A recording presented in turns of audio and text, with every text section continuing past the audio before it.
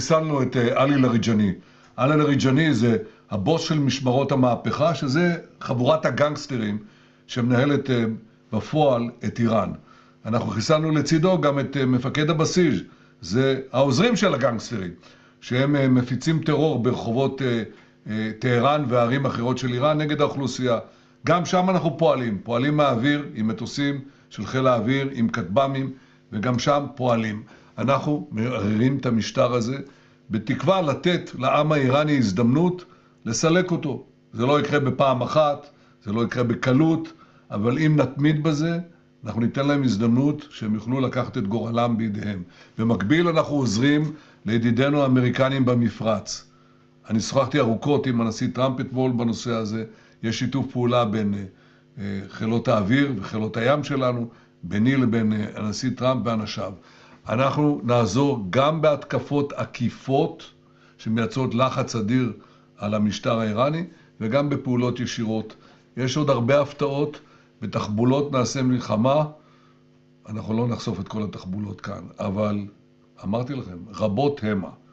עכשיו ביחס לדבר נוסף.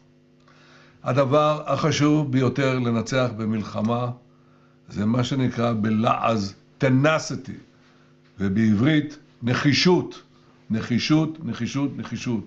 נחישות של המנהיגים, נחישות של המפקדים, נחישות של העם.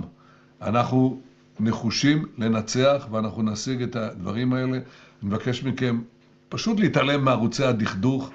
אנחנו בהישגים היסטוריים. אנחנו בעזרת השם הגענו למצב שאחרי ה7 באוקטובר שהיינו בעברי פי פחת, אנחנו עכשיו מעצמה אדירה, כמעט עולמית, עם הידידה שהיא המעצמה העולמית, נלחמים שכם אל שכם.